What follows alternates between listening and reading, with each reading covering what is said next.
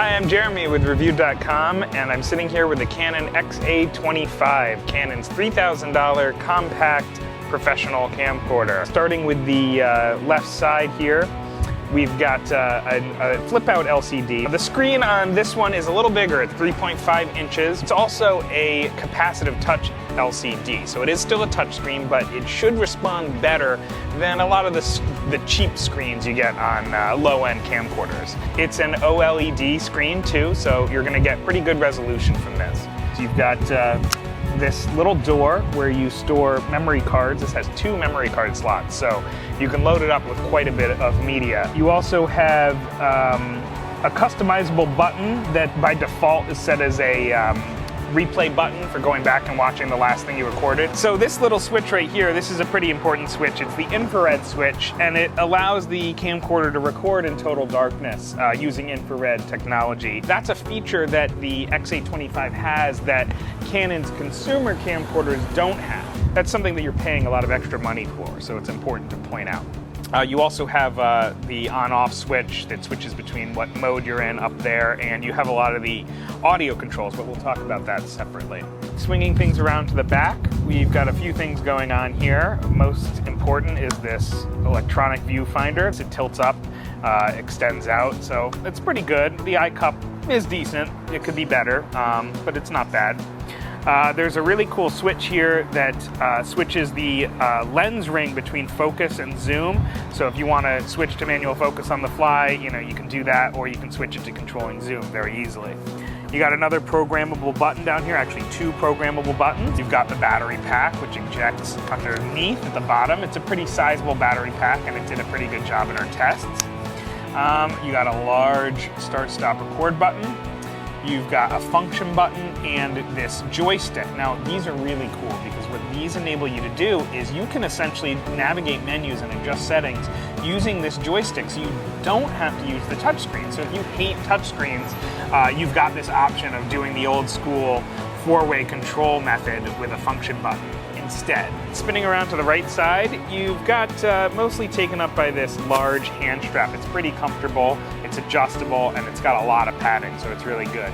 You've also got a bunch of ports behind this one. You got your DC input and your traditional AV jack.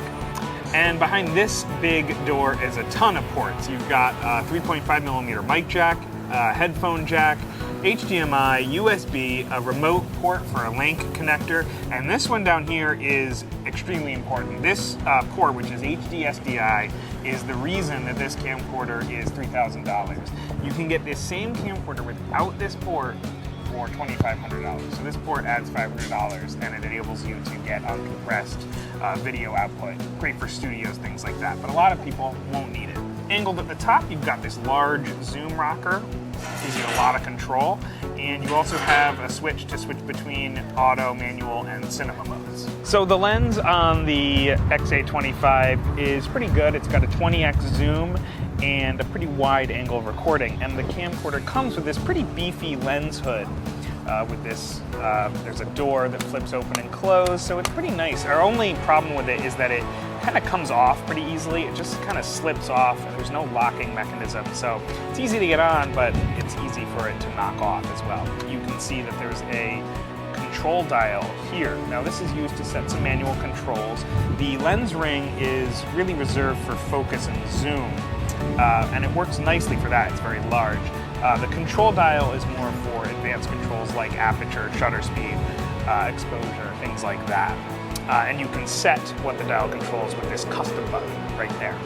So if you have no reason for any of the features that this handlebar includes, you should not get this camcorder, and you should go with the G30 instead, which is a good $1,300, $1,200 cheaper. So what this handlebar gives you is basically advanced audio controls. So I'll take it off so you can see. Basically this slips onto the top, and it's powered, and it has 2 XLR ports. You've got tons of audio controls over here, so you can really fine-tune the audio if you've got a separate audio setup hooked up.